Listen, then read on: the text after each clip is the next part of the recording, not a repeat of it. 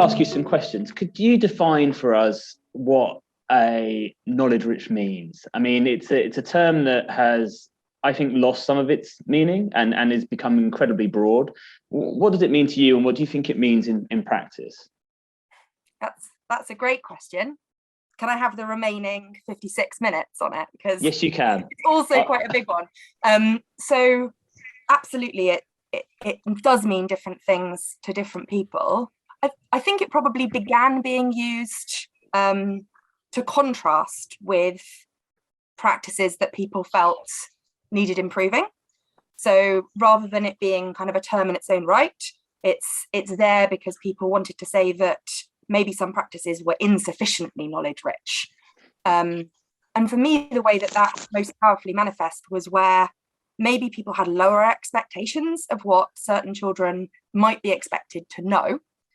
And I think we had got into a situation where some children were arriving at school with quite a lot of knowledge and quite a lot of awareness and understanding of society, of geography, of history, with a, we know, much more extensive vocabulary than their peers who didn't have that opportunity.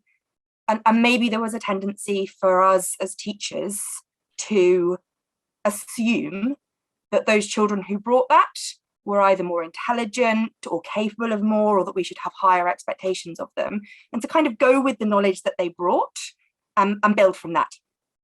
And of course, the real kind of terrible thing that happens there is that you end up expecting less and not building up the knowledge and educating those children who maybe haven't started with that same advantage. I mean, I agree with everything Helen said. I think the whole essence of a knowledge-based curriculum is what E.D. Hirsch, and I've mentioned him in the first sentence, would cause the Matthew effect. To each, to the rich get richer, the poor get poorer. And so the more knowledge you have, the more you can build on knowledge. He refers to knowledge as a Velcro, that it attracts new knowledge. So if you come from a family where knowledge abounds in your home, then you are well equipped to acquire new knowledge. And he cites the example of an electron. You're teaching about an electron orbiting an atom, and if you say, well, this is just like the way the planets orbit the sun. If you don't know the planets orbit the sun, then that simile is lost on you. So that's one example that Hirsch gives in his book. And in those opposition years, what we were coming across, because Labour was introducing not Labour, it was the Labour government, but it was the QCA and the QCDA as it became, were introducing a competence-based curriculum. And the essence of a competence-based curriculum is that it has a series of sort of general aptitudes at its core. For example, successful learners who enjoy learning, that make progress and achieve, confident individuals who are able to live safe, healthy, and fulfilled lives, responsible citizens. It's these kind of objectives that were at the core of a competence-based national curriculum that was introduced in 2007. And then that translates on a subject-by-subject basis into the skills of that particular subject. So in history, for example, it's the skill of historical inquiry, using evidence, communicating about the past. And a school can then teach as little or as much as it wants to about the history curriculum, provided it teaches those skills. So it may well not cover whole rafts of really complex and important parts of our history, so long as it teaches those skills. And Daisy Christodoulou, as you know, in 7 Myths, explains why you can't teach an amateur, a child, those skills of an experienced professional in the way that is purported by those who believe in a competence-based curriculum. So what we did when we came into office is we tried to address this. And I came across E.D. Hirsch, and I read his book, one of his books, The Schools We Need and Why We Don't Have Them, on the beach in South Carolina one summer holiday. And it was a revelation because it encapsulated and crystallized for the layperson all those issues that I knew were undermining education in our country, this progressive education, and explained really what it actually meant in great detail.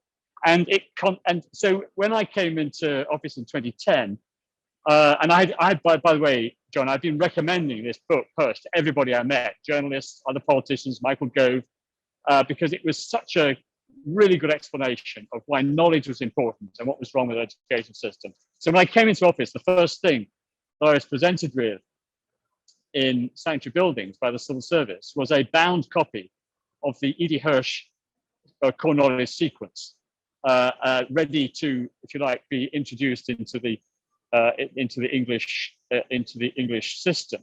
And the battle lines were drawn. And if you just hear the kind of things that for example, the Association of Teachers and Lecturers were saying, as it was then, now part of NEU. And what they said on their website at the time was, and I quote, "A 21st century curriculum cannot have the transfer of knowledge at its core. It cannot be an academic curriculum where pupils spend most of their time reading and writing and learning facts that have been organized into academic subjects." They were totally opposed to that, and which appears to me to be the essence of what an education is all about. And they took the view that you had to learn how to learn and not necessarily the content, because you could always look things up in Google and so on. But of course, if you've read Hirsch and others, you know that this isn't a new argument that came with Google. This was an argument made in the 20s by Teachers College Columbia, that you can look things up in encyclopedias and so on, and you don't need to learn this knowledge. And so I've, as you know, John, I've taken a very strong view that you only build up those skills, that skills of historian, the skills of creativity or critical thinking, if you have that domain knowledge, because you can't transfer thinking skills from one domain into another. They simply, they don't transfer. They are very subject specific. And although many educators would have been aligned with the aims of those policies, as Nick's just been alluding to, at making sure that every single child gets the best possible education, although many educators would have been aligned with those aims, the feat of implementing them perhaps obscured their understanding of those aims, obscured their vision of those aims. So at that time, re-engaging teachers and leaders with their aims as educators and showing them how, through implementing those policy changes, they could achieve those aims was something that we wanted to do within our programs. And so it was kind of within that context that we created a curriculum program called the Expert Middle Leaders Program, or EML, which was like a 2-year DFE funded program, which supported middle leaders who are perhaps newer to the profession and lacked, therefore, the sort of curriculum expertise that I was talking about earlier.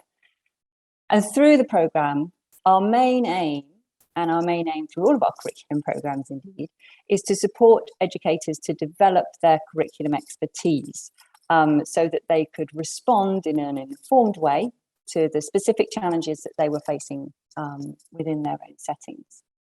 And I'll just say briefly what our approach was on EML to achieving that aim. And it's, broadly speaking, very similar to the approaches that we take on many of our programs. So it started with a sort of deep dive into the evidence base. So we started by looking at the research and considering like what we think educators need to know to improve their school curricula. And of course, one of the main bodies of evidence that we drew on was what we know about how pupils learn. Because at the same time as there were those significant shifts in policy taking place, so there was an increased interest and understanding across the sector in the science of learning. And this meant that our evidence base ended up being quite diverse. So we were drawing on the more sort of empirical findings of cognitive science at the same time as we were drawing on like the hypotheses within curriculum theory. And then once we've done that sort of like deep dive sifting through the evidence, what we did was to explicitly teach that evidence base to the participants on our program by considering such questions as like, what do we mean by knowledge-rich curriculum, as we talked about earlier, why might you want to teach one? And importantly, we started the program by thinking about what were the purpose and the aims of education as a whole. Thinking about why we educate really foreshadows all the work that we do on curriculum, and we select particular content for our curricula to meet particular aims that we want to achieve. And it was especially pertinent in the context that I've sketched out, because at that time we wanted to help participants to reconnect with their own aims as educators and see how addressing some of the policy shifts could help them to achieve those. And then sort of the final step in that process was helping educators to then put that theory into practice, because it's all very well knowing something, but it doesn't mean that you can necessarily then go and do it in your own school. So we put into play, we shared with them a variety of scaffolds to help them put that theory into practice in their context, which included such things as like a crib sheet, which guided them through step by step the processes that you would need to go through to construct a subject curricula, giving them a bank of examples of what that looked like in different phases and different subjects, as well as giving them sort of personalised support through an academic tutor. And so through like selecting and explicitly teaching the theory and then supporting participants to turn that theory into practice, we help them develop that expertise in curriculum that perhaps they didn't have at that time so much within the sector, and meeting those chief challenges that we identified.